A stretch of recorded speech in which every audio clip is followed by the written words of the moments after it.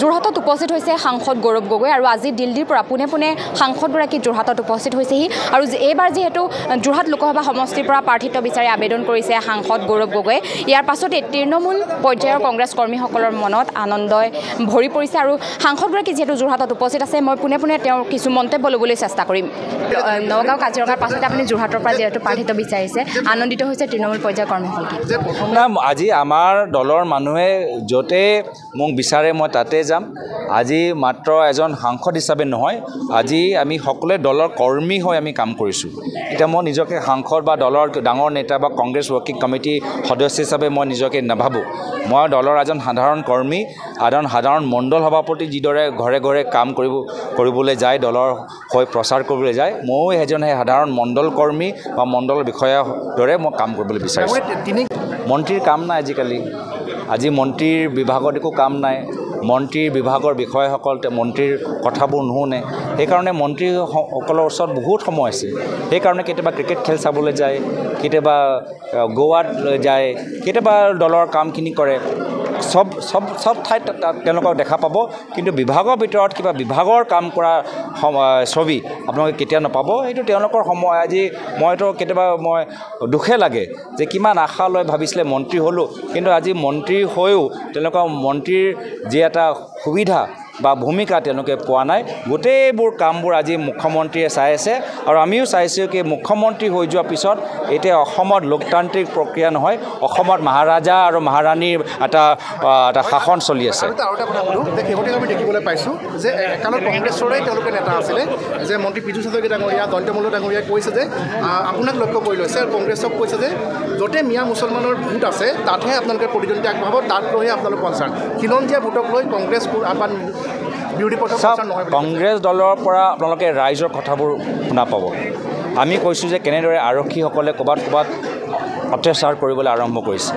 আমাৰ মুখখনৰ পৰা শুনা পাব যে আজি দুখীয়া মানুহবোৰ বিদ্যুতৰ বিল দিব পৰা নাই আমাৰ মুখখনৰ পৰা শুনা পাব যে আজি যোৰহাটৰ মেডিকেল কলেজত আজি আমাৰ বহুতৰ আমাৰ অৱস্থা ইকুইপমেণ্ট নাই আমাৰ পৰা শুনিব পাব যে এতিয়া আপোনালোকৰ ভিতৰৰ আমাৰ বাগানৰ অৱস্থা ভাল নহয় আমাৰ শ্ৰমিকসকলে তেওঁলোকে হাজিৰা পোৱা নাই বাগানবোৰ লাহে লাহে বন্ধ হৈছে তো এয়া হ'ল পাৰ্থক্য কংগ্ৰেছ আৰু বিজেপিৰ মাজত কংগ্ৰেছৰ ৰাইজৰ বিষয়বোৰ উত্থাপন কৰিব আৰু বিজেপি নিজৰ বিফলতা লুকাবলৈ কেতিয়াবা কংগ্ৰেছৰ কথা ক'ব কেতিয়াবা মিয়া কথা ক'ব কেতিয়াবা আজমলৰ কথা ক'ব কেতিয়াবা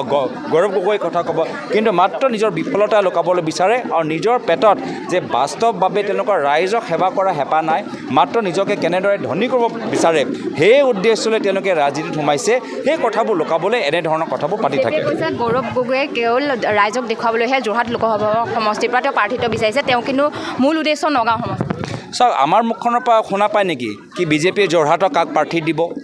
আমাৰ পৰা শুনা পায় নেকি কি মংগলদৈ তেওঁলোকে প্ৰাৰ্থীগৰাকীক আকৌ টিকেট দিব নে নিদিয়ে গুৱাহাটীত কোন প্ৰাৰ্থী হ'ব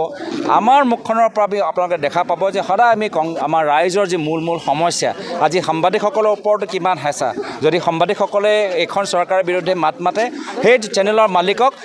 ৰাতি মন্ত্ৰীৰ ঘৰৰ পৰা এটা ফোন যায় তো আমাৰ মুখখনৰ পৰা আমাৰ মঞ্চৰ পৰা এইবোৰ আপোনাৰ কথাবোৰ আপোনালোকে গম পাই থাকিব আৰু বিজেপি সদায় ৰাইজৰ কাৰণে কি কৰিব পাৰিছে মুখ্যমন্ত্ৰী মহোদয়তে কৈছে কি যে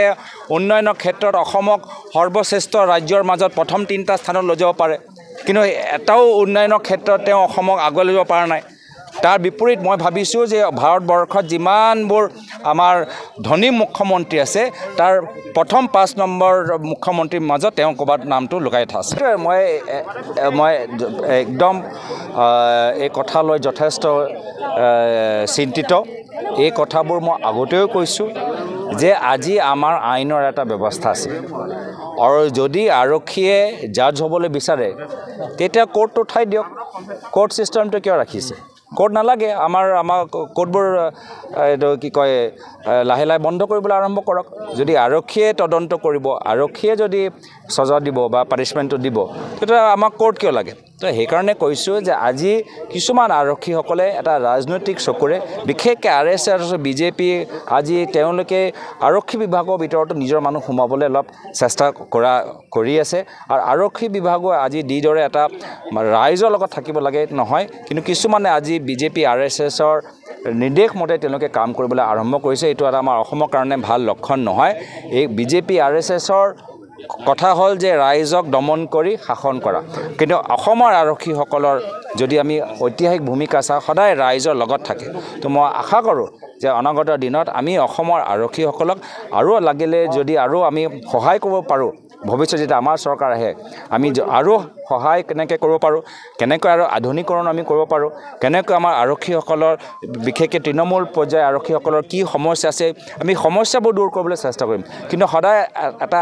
আদৰ্শ পুলিচ ফৰ্চ হিচাপে আমি তেওঁৰ ব্যৱহাৰ হোৱাটো আমি বিচাৰোঁ আৰু আজি তাৰিখত এই কথাবোৰ যথেষ্ট আমাৰ চিন্তা কৰা বিষয় বিজেপি আজি সদন্তই হোৱাটো নিবিচাৰে বিজেপি বিচাৰে যে সাংবাদিকসকলে প্ৰশ্ন কৰিব নালাগে গাঁৱৰ মানুহবোৰ প্ৰশ্ন কৰিব নালাগে জুডিচিয়াৰী প্ৰশ্ন কৰিব নালাগে মাত্ৰ আজি তাৰিখত যদি সাহসপন্থী দলক যদি কোনোবাই চেলেঞ্জ দিছে সেইটো খালি আমি ইণ্ডিয়ান লাইন্সে দিছে আৰু সেইকাৰণে আমাকো এতিয়া আমাৰ মুখখনটো বন্ধ কৰিবলৈ বিচাৰিছে সদনৰ পৰা নিলম্বন কৰিছে আমাৰ খালেক ডাঙৰীয়াটো শেষৰলৈকে তেওঁলোকে নিলম্বিত কৰিছে তো সেইকাৰণে আজি সকলোৰ কাৰণে চিন্তা কৰা বিষয় যিহেতু প্ৰশ্ন কৰা আপোনালোকৰ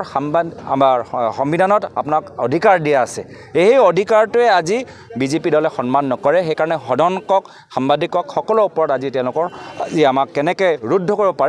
তাৰ উদ্দেশ্যৰে তেওঁলোকে কামখিনি কৰি আছে